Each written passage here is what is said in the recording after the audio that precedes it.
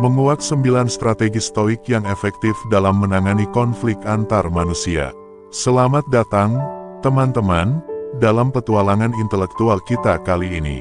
Kita akan menjelajahi kebijaksanaan kuno yang tersembunyi di balik tirai waktu, Stoicism.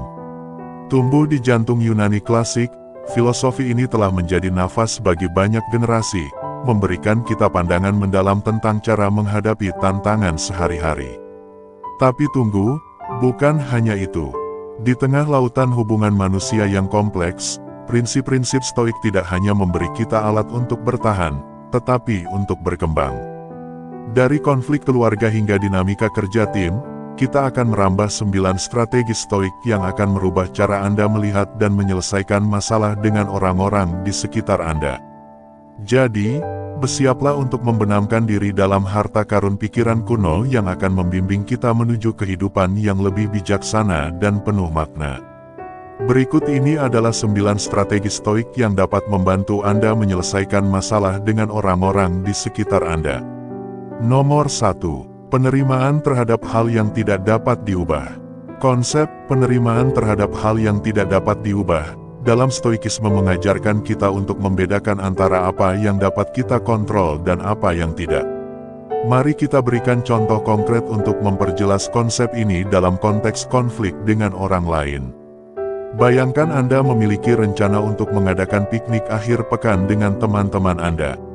Anda telah merencanakannya dengan baik, tetapi tiba-tiba cuaca berubah menjadi buruk dan hujan deras mengguyur wilayah Anda. Anda tidak bisa mengontrol cuaca, dan hujan adalah hal yang di luar kendali Anda. Tetapi, yang dapat Anda kontrol adalah bagaimana Anda bereaksi terhadap situasi ini. Dalam hal ini, Anda dapat memilih untuk menerima kenyataan bahwa cuaca tidak akan memungkinkan piknik terjadi. Anda mungkin memutuskan untuk mencari alternatif lain untuk bersenang-senang bersama teman-teman Anda, seperti menonton film bersama di rumah atau bermain permainan indoor. Dengan menerima bahwa cuaca adalah sesuatu yang tidak dapat Anda ubah, Anda dapat fokus pada tindakan yang dapat Anda ambil untuk membuat hari tetap menyenangkan, meskipun rencana awal terganggu. Dengan kata lain, konsep penerimaan terhadap hal yang tidak dapat diubah mengajarkan kita untuk tidak terjebak dalam perasaan frustrasi atau kekecewaan karena hal-hal di luar kendali kita. Sebaliknya, kita diajak untuk fokus pada tindakan yang dapat kita ambil dan menerima hasilnya dengan ketenangan batin. Ini membantu kita menjaga keseimbangan emosional dan mengatasi konflik dengan lebih baik dalam hubungan interpersonal. Nomor 2. Menjaga ketenangan batin. Konsep menjaga ketenangan batin dalam stoikisme mengajarkan kita pentingnya menjaga ketenangan dan kedamaian dalam diri kita sendiri, terutama saat menghadapi konflik atau situasi yang menantang. Mari kita berikan contoh bagaimana konsep ini dapat diterapkan dalam kehidupan sehari-hari. Bayangkan Anda berada dalam sebuah diskusi panas dengan rekan kerja tentang proyek yang sedang berjalan. Pendapat Anda dan rekan kerja tersebut saling bertentangan, dan diskusi mulai memanas. Emosi mulai menguasai, dan Anda merasa frustrasi dan marah karena merasa tidak dipahami. Pada saat-saat seperti ini, konsep menjaga ketenangan batin dapat menjadi kunci untuk mengatasi situasi tersebut dengan bijaksana. Alih-alih terbawa emosi dan menanggapi secara impulsif, Anda bisa mengambil langkah mundur sejenak. Ambillah napas dalam-dalam dan fokuslah pada perasaan dalam diri Anda. Kemudian, cobalah untuk tetap tenang dan berpikir dengan jernih. Dengan menjaga ketenangan batin, Anda dapat melihat situasi dari sudut pandang yang lebih luas dan objektif. Anda mungkin menyadari bahwa rekan kerja Anda memiliki alasan untuk pendapatnya, atau bahwa ada cara lain untuk menyelesaikan perbedaan tersebut secara damai. Dengan pikiran yang tenang, Anda dapat mengambil keputusan yang lebih bijaksana dan menghindari konflik yang lebih besar. Jadi, menjaga ketenangan batin tidak hanya membantu kita menghadapi konflik dengan lebih efektif, tetapi juga memungkinkan kita untuk tetap berpikir jernih dan mengambil keputusan yang tepat dalam situasi-situasi sulit. Nomor 3. Praktik empati. Konsep praktik empati Dalam stoikisme menekankan pentingnya untuk melihat dunia dari perspektif orang lain dan mencoba memahami perasaan serta pikiran mereka. Ini memainkan peran kunci dalam menyelesaikan konflik dengan cara yang baik dan membangun hubungan yang lebih kuat. Mari kita ilustrasikan bagaimana konsep ini dapat diterapkan dalam situasi nyata. Bayangkan Anda bekerja dalam sebuah tim proyek di tempat kerja, dan ada ketegangan antara Anda dan salah satu rekan tim. Rekan Anda tampaknya tidak puas dengan hasil kerja Anda dan seringkali menunjukkan sikap yang kurang ramah. Ini menyebabkan ketegangan dalam tim dan memengaruhi kinerja proyek secara keseluruhan. Dalam situasi ini, mempraktikkan empati akan membantu Anda untuk mendekati masalah dengan pemahaman dan pengertian yang lebih dalam. Anda bisa mulai dengan berusaha untuk melihat dari sudut pandang rekan tim Anda. Mungkin dia merasa tertekan oleh tenggat waktu proyek yang ketat atau memiliki masalah pribadi yang memengaruhi perilakunya.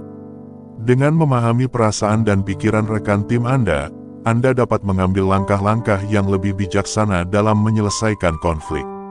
Misalnya, Anda bisa mencoba berbicara dengannya secara pribadi untuk mendengarkan kekhawatirannya dan menawarkan dukungan.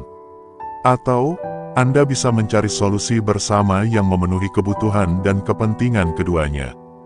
Dengan mempraktikkan empati, Anda tidak hanya membangun hubungan yang lebih baik dengan rekan tim Anda, tetapi juga menemukan solusi yang lebih baik untuk konflik yang Anda hadapi.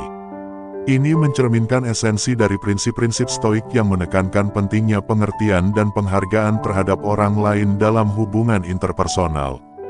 Nomor 4. Berkomunikasi dengan jelas dan terbuka. Konsep berkomunikasi dengan jelas dan terbuka dalam stoikisme menyoroti pentingnya berbicara secara jelas dan terbuka dalam menyelesaikan masalah dengan orang lain. Ini melibatkan kemampuan untuk menyampaikan pikiran, perasaan, dan niat kita dengan jelas tanpa menyembunyikan apapun. Mari kita lihat contoh bagaimana konsep ini dapat diterapkan dalam kehidupan sehari-hari. Bayangkan Anda memiliki rencana perjalanan dengan teman-teman Anda, tetapi Anda memiliki kekhawatiran tentang anggaran yang sudah ditetapkan. Daripada menyimpan kekhawatiran itu sendiri dan mengakibatkan ketegangan di antara Anda dan teman-teman Anda memilih untuk berkomunikasi secara terbuka.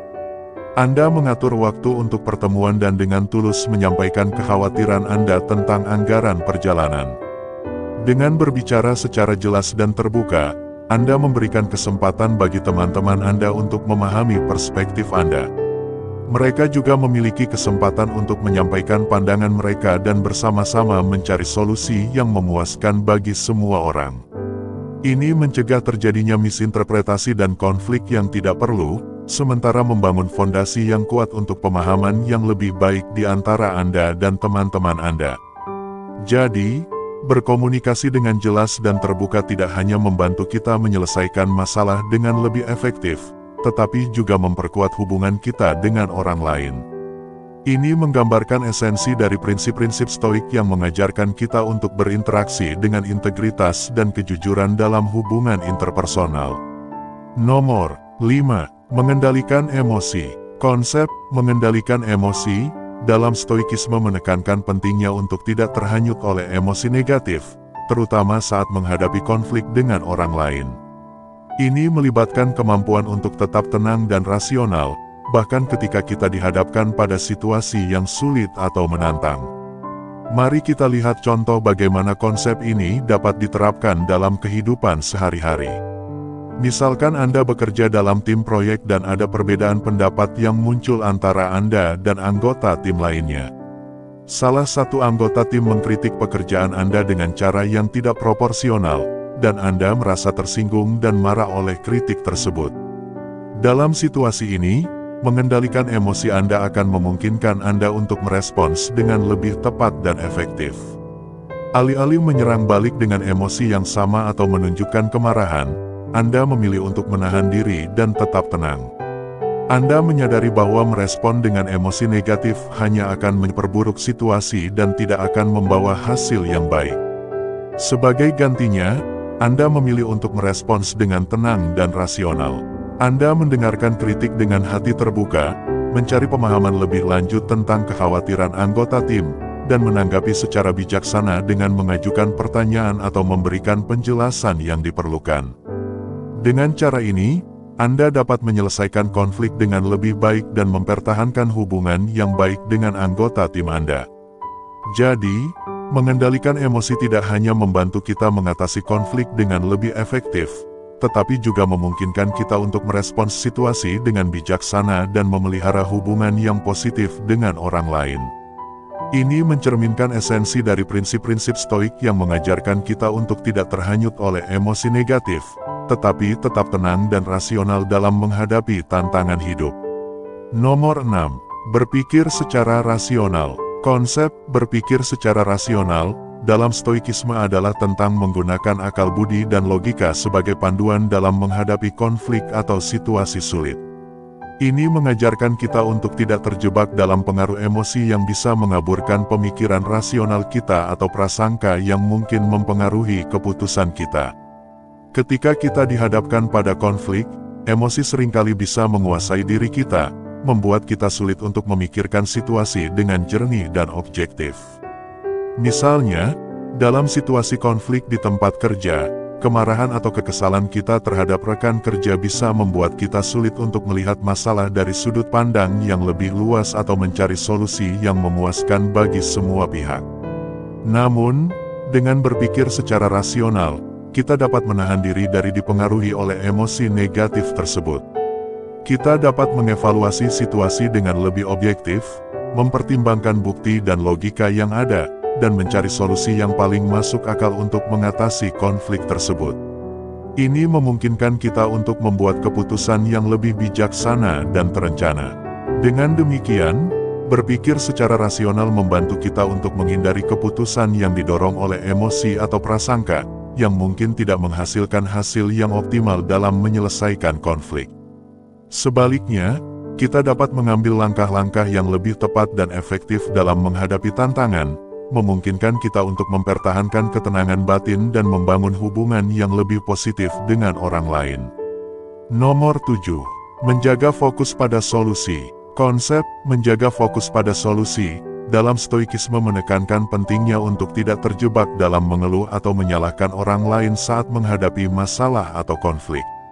Sebaliknya, kita diajak untuk berpikir secara konstruktif dengan menemukan solusi yang memungkinkan kita untuk mengatasi masalah tersebut.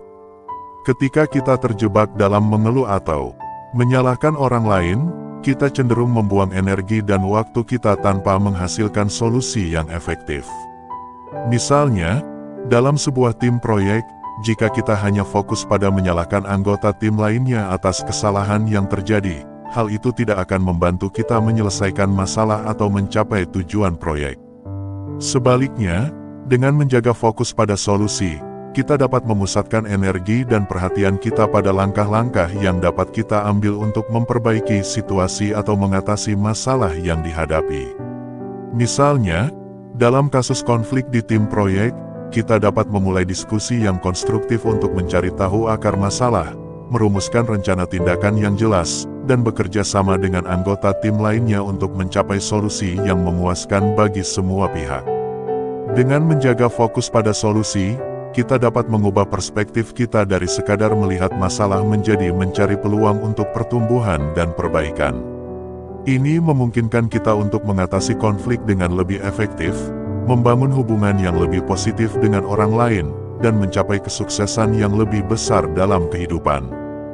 Jadi, konsep menjaga fokus pada solusi dalam Stoikisme mengajarkan kita untuk menjadi proaktif dalam menghadapi masalah, menghindari terjebak dalam negativitas, dan bertindak dengan bijaksana untuk mencapai solusi yang memuaskan.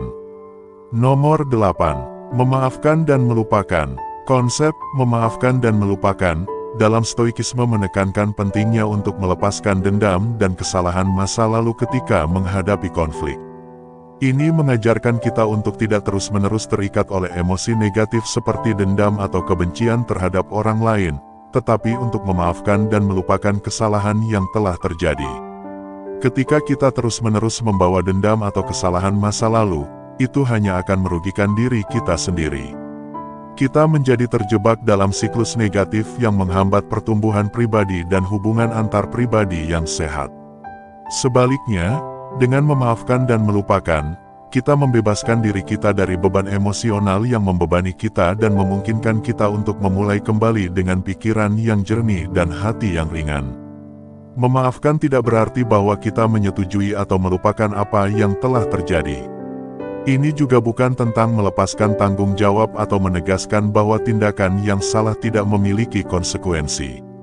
Namun, itu tentang mengambil langkah untuk melepaskan perasaan negatif yang kita simpan di dalam hati kita dan membebaskan diri kita sendiri untuk berkembang. Dalam konteks konflik, memaafkan orang lain bisa menjadi langkah pertama menuju rekonsiliasi dan perdamaian. Ini membuka pintu untuk komunikasi yang lebih baik, pemahaman yang lebih dalam, dan kesempatan untuk membangun hubungan yang lebih kuat di masa depan. Ketika kita memilih untuk memaafkan, kita mengambil kendali atas emosi dan tindakan kita sendiri, dan kita mengambil langkah menuju kedamaian batin.